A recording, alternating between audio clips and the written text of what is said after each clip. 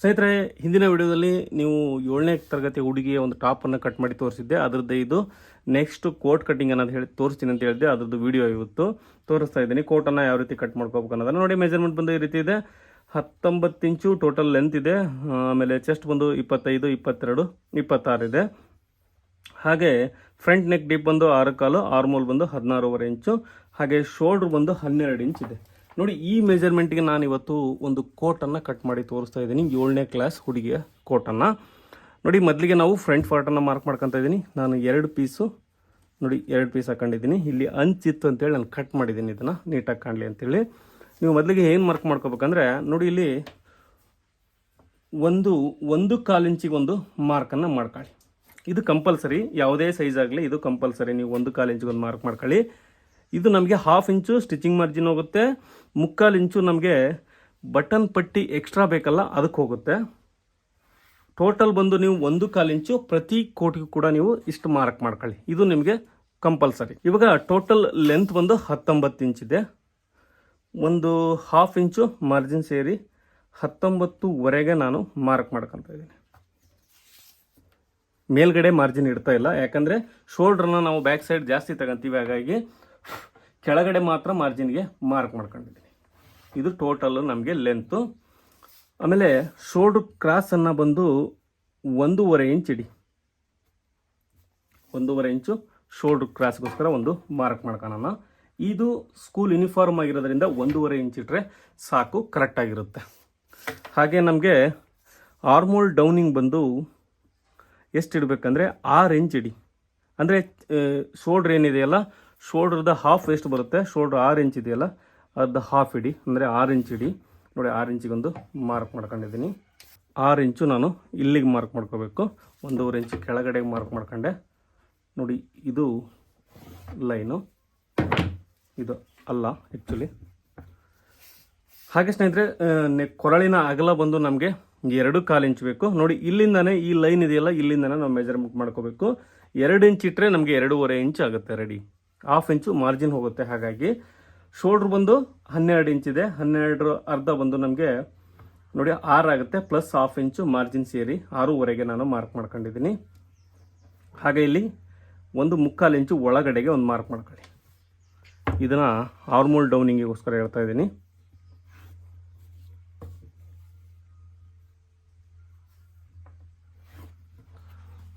ಹಾಗೆ ಇದಕ್ಕೆ ಒಂದು ಸೇಪನ್ನು ಮಾರ್ಕ್ ಮಾಡ್ಕೊಳ್ಳಿ ಈ ರೀತಿ. ಹಾಗೆ ಫ್ರಂಟ್ ನೆಕ್ ಡೀಪ್ ಬಂದು ನಮಗೆ 6.5 ಇಂಚ್ ಬೇಕು.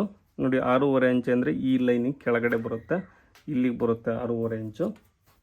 ಇದಕ್ಕೆ ಒಂದು ಸೇಪನ್ನು ಮಾರ್ಕ್ ಮಾಡ್ಕೊಳ್ಳೋಣ. ನೋಡಿ, ಈ ಸೇಪನ್ನು ಬಂದು ನಾನು ಈ ಥರ ಸ್ವಲ್ಪ ಕ್ರಾಸಲ್ಲಿ ಮಾರ್ಕ್ ಮಾಡ್ಕೊತೀನಿ. ಇದು ಚೆನ್ನಾಗಿ ಬರುತ್ತೆ. ನೋಡಿ, ವಿ ಸೇಪ್ ಗಿಡಕ್ಕಂತೂ ವಿ ಸೇಪ್ ಆದರೆ ಕೊಳ್ಳ ಹತ್ತಿಗೆ ಆಗಿಬಿಡುತ್ತೆ. ಈ ಥರ ಮಾರ್ಕ್ ಮಾಡ್ಕೊಂಡ್ರೆ ನಮಗೆ ನೀಟಾಗಿ ಬರುತ್ತೆ. ಓಕೆ. ಹಾಗೆ ಚೆಸ್ಟ್ ಮೆಜರ್ಮೆಂಟ್ ಬಂದು ಎಷ್ಟಿದೆ, 25 ಇದೆ. 25 4ನೇ 1 ಭಾಗ ಬಂದು ನಮಗೆ ಎಷ್ಟು ಬರುತ್ತೆ, 6.25 ಬರುತ್ತೆ. ನೋಡಿ, 6.25 ಬರುತ್ತೆ. 6.25 ಅಂದರೆ 6.25 ಇಂಚಿಗೆ ಒಂದು ಮಾರ್ಕ್ ಮಾಡ್ಕೊಂಡಿದ್ದೀನಿ. 1.5 ಇಂಚು ನಾನು ಲೂಸಿಂಗಿಗೋಸ್ಕರ ಮಾರ್ಕ್ ಮಾಡ್ಕೊತಾ ಇದ್ದೀನಿ. ಲೂಸಿಂಗ್ ಬೇಕಲ್ಲ, ಹಾಗಾಗಿ ಟೋಟಲ್ ನಾನು 8.25 ಇಂಚಿಗೆ ಒಂದು ಮಾರ್ಕ್ ಮಾಡ್ಕೊಂಡಿದ್ದೀನಿ. ಕೆಳಗಡೆ ಎಷ್ಟು ಅಂದರೆ ಅಲ್ಲಿ ಕೆಳಗಡೆ ಬಾಟಮ್ ಬಂದು 26 ಇದೆ. ಅಂದರೆ ಇಲ್ಲಿ ಎಷ್ಟು ಇಟ್ಟಿದ್ದೀವಿ ನಾವು, 1/2 ಇಂಚು ಜಾಸ್ತಿ ಇಡಿ ಕೆಳಗಡೆ ಅಷ್ಟೇ. 8.25 ಇದೆ. 8.25 ಇಡೋಣ, 1/4 ಇಂಚು ಜಾಸ್ತಿ ಮಾರ್ಕ್ ಮಾಡ್ಕೊಳ್ಳೋಣ. ಹಾಗೆ ಇಲ್ಲಿ 1/2 ಇಂಚು ಕಡಿಮೆ, 8.25 ಇಟ್ಟಿದ್ದೀವಿ. ಇಲ್ಲಿ 7.25 ಇಡೋಣ. ನೋಡಿ, 7.25 ಒಂದು ಮಾರ್ಕ್. ಇದಕ್ಕೆ ಈ ರೀತಿ ಒಂದು ಸೇಪನ್ನು ಮಾರ್ಕ್ ಮಾಡೋಣ. ಹಾಗೆ ಮಾರ್ಜಿನ್ ಬಂದು 1.5 ಇಂಚ್ ಬಿಡಿ ಮಾರ್ಜಿನನ್ನು. ಇದು ನಿಮಗೆ ಈ ಸ್ಟಿಚ್ ಕೂಳೆ ಕಾಣಲಿದ್ದಂಗೆ ಕೂಡ ಹೊಲಿಬೋದು, ಅದು ಬೇರೆ ಥರ ಕೋಟ್ ಇರುತ್ತೆ. ಬಟ್ ನಾವು ಸ್ಕೂಲ್ ಯೂನಿಫಾರ್ಮ್ ಆಗಿರೋದ್ರಿಂದ ಈ ಸೈಡ್ನ ಒಂದು ಸೈಡ್ ಜಾಸ್ತಿ ಮಾರ್ಜಿನ್ ಬಿಟ್ಟು ಹೊಲಿಯೋದು ಬೆಟರು. ಏನಾದರೂ ಅವ್ರಿಗೆ ಲೂಸ್ ಬೇಕಾತಂದರೆ ಮತ್ತೆ ಜಾಸ್ತಿ ಮಾಡ್ಕೋಬೋದು. ಹಾಗೆ ಇಲ್ಲಿಂದ ನೋಡಿ 3.25 ಇಂಚಿಗೆ ಒಂದು ಮಾರ್ಕ್ ಮಾಡ್ಕೊಳ್ಳಿ. ಹಾಗೆ ಇಲ್ಲಿ ಕೂಡ ಅಷ್ಟೇ 3 ಇಂಚಿಗೆ ಒಂದು ಮಾರ್ಕ್ ಮಾಡ್ಕೊಂಡು ಇದಕ್ಕೆ ಈ ಥರ ಕ್ರಾಸಲ್ಲಿ ಲೈನ್ ಹಾಕೋಬೇಕು. ಇದೊಂಥರ ವಿ ಶೇಪ್ ಬರುತ್ತೆ ಕೆಳಗಡೆಗೆ. ಹಾಗೆ ಇಲ್ಲಿ 1/2 ಇಂಚಿಗೊಂದು ಮಾರ್ಕ್ ಮಾಡ್ಕೊಳ್ಳಿ. 1/2 ಇಂಚು ಅಥವಾ 1 ಇಂಚು, ಅದು ನಿಮ್ಮ ಸ್ಕೂಲ್ ಮೇಲೆ ಡಿಪೆಂಡ್ ಆಗುತ್ತೆ. ಬಟ್ ಇದು ನಾವೆಲ್ಲವೂ ಇದೇ ಥರದ ಹೊಲ್ಕೊಟ್ಟಿರೋದ್ರಿಂದ ಈ ಸ್ಕೂಲ್ಗೆ ನಾನು ಇದೇ ಥರನೇ ಹೊಲಿತಾ ಇದ್ದೀನಿ. ನೋಡಿ, ಇದು ಈ ಥರ ಇಲ್ಲಿಂದ 1/2 ಇಂಚು ಕ್ರಾಸ್ ಇಟ್ಟರೆ ಪರ್ಫೆಕ್ಟಾಗಿ ಬರುತ್ತೆ. ಇವಾಗ ಪಾಕೆಟನ್ನು ಎಲ್ಲಿ ಇಡಬೇಕು ಅಂದರೆ ನೋಡಿ, ಪಾಕೆಟ್ ಇಲ್ಲಿ ಇಡಲಿಕ್ಕೆ ಇಲ್ಲಿಂದ ಕೆಳಗಡೆಯಿಂದ 5 ಇಂಚಿಗೆ ಒಂದು ಮಾರ್ಕ್ ಮಾಡ್ಕೊಳ್ಳಿ. ನೋಡಿ, ಇಲ್ಲಿ 5 ಇಂಚು ಬರ್ತಾಯಿದೆ. 5 ಅಥವಾ 5.25 ಇಂಚಿಗೆ ಕೂಡ ಮಾರ್ಕ್ ಮಾಡಿ ನಡೆಯುತ್ತೆ. ನೋಡಿ, ಇಲ್ಲಿಂದ 5.25 ಇಂಚಿಗೆ ಒಂದು ಮಾರ್ಕ್ ಮಾಡ್ಕೊಳ್ಳಿ. ಇದು ನಿಮಗೆ ಕರೆಕ್ಟಾಗಿ ಬರುತ್ತೆ ಪಾಯಿಂಟಲ್ಲಿ.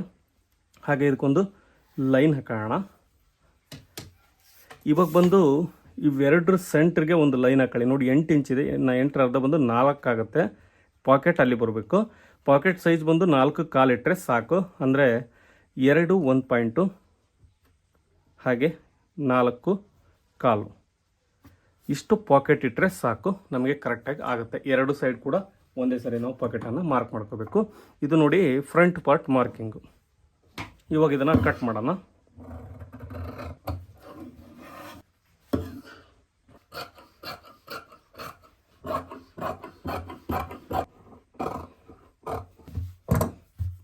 ನಾವು ಇವಾಗ ಬ್ಯಾಕ್ ಪಾರ್ಟನ್ನು ಕಟ್ ಮಾಡ್ಕೊಳ್ಳೋಣ. ಇದು ಒಳಗಡೆ ಕೂಡ ಇದೇ ಬಟ್ಟೆನೇ ಬರುತ್ತೆ. ನೋಡಿ, ಇದನ್ನು 2 ಫೋಲ್ಡ್ ಹಾಕೊಂಡು ನಾನು ಬ್ಯಾಕ್ ಪಾರ್ಟನ್ನು ಒಂದೇ ಸಾರಿ ಕಟ್ ಮಾಡ್ತಾ ಇದ್ದೀನಿ. 2 ಪೀಸ್ ಇದೆ ಇದರೊಳಗೆ, 2 ಆಗುತ್ತೆ ನಮಗೆ. ಫ್ರಂಟಿಗೆ ಮಾತ್ರ ಇನ್ನೊಂದು ಸೈಡನ್ನು ಕಟ್ ಮಾಡ್ಕೊಂಡ್ರೆ ಸಾಕು.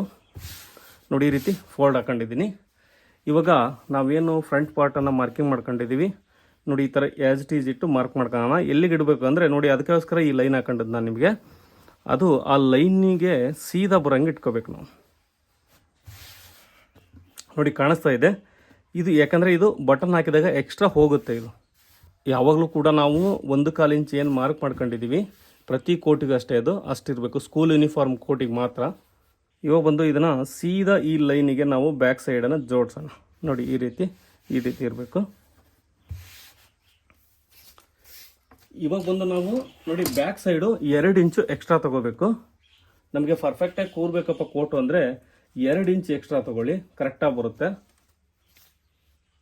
ಅದಕ್ಕೋಸ್ಕರ ನಾನು 1/2 ಇಂಚು ಮಾರ್ಜಿನನ್ನು ಇಟ್ಟಿಲ್ಲ, ಶೋಲ್ಡ್ರ್ ಮಾರ್ಜಿನನ್ನು ನೆನಪಿರಲಿ. ಕೆಳಗಡೆ ಮಾತ್ರ ಮಾರ್ಜಿನ್ ಇಟ್ಕೊಂಡಿದ್ದೀನಿ. ನೋಡಿ, ಇದು ಇಲ್ಲಿಗೆ ಒಂದು ಲೈನ್ ಹಾಕೊಂಡಿದ್ದೀನಿ.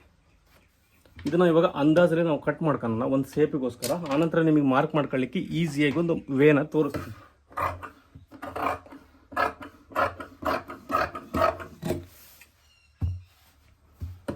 ನೋಡಿ, ಇದನ್ನು ಸ್ವಲ್ಪ ಈ ಸೇಪಲ್ಲೇ ನಾವು ಕಟ್ ಮಾಡ್ಕೋಬೇಕು.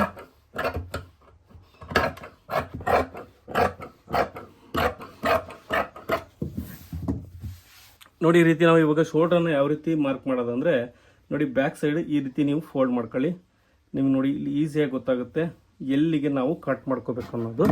ಇಲ್ಲಿಗೆ ಬೇಕಾದರೆ ಒಂದು ನ್ಯಾಚ್ ಹಾಕೋಬೋದು, ಇಲ್ಲ ಅಂದರೆ ಇಲ್ಲಿಗೊಂದು ನ್ಯಾಚ್ ಹಾಕೋಬೋದು, ಮಾರ್ಕ್ ಕೂಡ ಮಾಡ್ಕೋಬೋದು. ನೋಡಿ, ಇಲ್ಲಿಗೆ ಬರ್ತಾ ಇದೆ. ಇವಾಗ ಇದನ್ನು ಮಾರ್ಕ್ ಮಾಡೋಣ. ನೋಡಿ, ಇಲ್ಲಿ 2 ಇಂಚು ಅಥವಾ 2 ಇಂಚಿಗೊಂದು ಮಾರ್ಕ್ ಮಾಡ್ಕೊಂಡು ಇದಕ್ಕೆ ಒಂದು ಸೇಪನ್ನು ಮಾರ್ಕ್ ಮಾಡ್ಕೋಬೇಕು. ಈ ರೀತಿ ನೋಡಿ, ಬೋಟ್ ನೆಕ್ ಶೇಪ್ ಬರುತ್ತಲ್ಲ, ಆ ರೀತಿ ನೀವು ಮಾರ್ಕ್ ಮಾಡ್ಕೊಳ್ಳಿ. ಇದು ಬ್ಯಾಕ್ ಸೈಡ್ ಬರುತ್ತೆ. ಓಕೆ, ಇವಾಗ ಆರ್ಮೋಲ್ ಬಂದು ಯಾವ ರೀತಿ ಮಾರ್ಕ್ ಮಾಡುತ್ತಾ ನೋಡೋಣ. ನೋಡಿ, ಇಲ್ಲಿ ನಾನು ಮಾರ್ಕ್ ಮಾಡ್ಕೊಂಡದ್ದು ಇಲ್ಲಿಗಿದೆ. ಇದಕ್ಕೆ ಒಂದು ಸೇಪನ್ನು ಮಾರ್ಕ್ ಮಾಡ್ತಾನೆ. ನೋಡಿ, ಇಲ್ಲಿಂದ ಈ ರೀತಿ ನಾವು ಸೇಪನ್ನು ಮಾರ್ಕ್ ಮಾಡ್ಕೋಬೇಕು.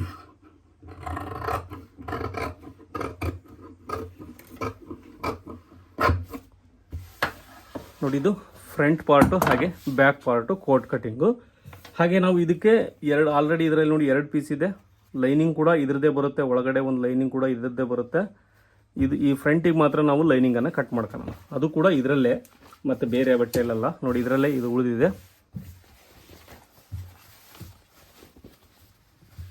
ನೋಡಿ, ಈ ರೀತಿ ಉಳಿದಿದೆ. ನಾವು ಇವಾಗ ಫ್ರಂಟ್ ಪಾರ್ಟ್ ಇನ್ನು 2 ಪೀಸನ್ನು ಕಟ್ ಮಾಡ್ಕೊಳ್ಳೋಣ.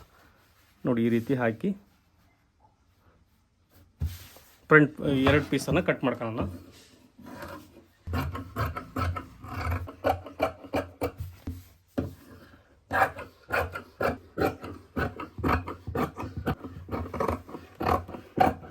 ನೋಡಿ, ಇದರಲ್ಲಿ 2 ಟೋಟಲ್ ಬಂದು 4 ಪೀಸ್ ಇದೆ. ಒಂದು ಸೈಡ್ 2 ಬರುತ್ತೆ. ನೀವು ಇದಕ್ಕೆ ನೀವು ಮಾರ್ಕ್ ಮಾಡ್ಕೋಬೇಕು. ಪಾಕೆಟಿಗೆ ಎರಡು ಕಡೆಗೆ ನಮಗೆ ಪ್ರೆಸ್ ಆಗಂಗೆ ಒಂದು ಮಾರ್ಕ್ ಮಾಡ್ಕೊಳ್ಳಿ. ನಿಮಗೆ ಕರೆಕ್ಟಾಗಿ ಈ ಪಾಯಿಂಟಿಗೆ ನೀವು ಮಾರ್ಕ್ ಮಾಡ್ಕೋಬೇಕು. ನೋಡಿ ನಾನಿಲ್ಲೊಂದು ಹೋಲ್ ಮಾಡ್ಕೊತೀನಿ, ನಮಗೆ ಈಸಿಯಾಗಿ ಗೊತ್ತಾಗುತ್ತೆ. ಪಾಕೆಟ್ ಅವಾಗ ನಮಗೆ ಕರೆಕ್ಟ್ ಪ್ಲೇಸ್ಮೆಂಟ್ ಬರುತ್ತೆ ನಮಗೆ ಎರಡು ಕಡೆಗೂ ಕೂಡ. ನೋಡಿ ಇಲ್ಲಿ ಕಾಣಿಸ್ತಾ ಇದೆ, ಇಲ್ಲಿ ಒಂದು ಮಾರ್ಕ್ ಇಲ್ಲಿ ಒಂದು ಮಾರ್ಕ್ ಇದೆ, ಕರೆಕ್ಟಾಗಿ ಬರುತ್ತೆ ನಾವು ಮಾರ್ಕಿಂಗ್ ಮಾಡ್ಕೊಳ್ಳೋ ಪ್ರಕಾರ. ಐ ಹೋಪ್ ನಿಮಗೆ ಈ ವಿಡಿಯೋ ಇಷ್ಟ ಆಗಿದೆ ಅಂದ್ಕೊಂಡಿದ್ದೀನಿ. ಇಷ್ಟ ಆದರೆ ದಯವಿಟ್ಟು ಲೈಕ್ ಮಾಡಿ, ಹಾಗೆ ಇಷ್ಟ ಆಗದೆ ಡಿಸ್ಲೈಕ್ ಮಾಡಿ ಅಂತ ಹೇಳ್ತಾ ಈ ವಿಡಿಯೋನ ಇಲ್ಲಿಗೆ ಎಂಡ್ ಮಾಡ್ತಾಯಿದ್ದೀನಿ. ಎಲ್ಲರಿಗೂ ಕೂಡ ನಮಸ್ಕಾರ.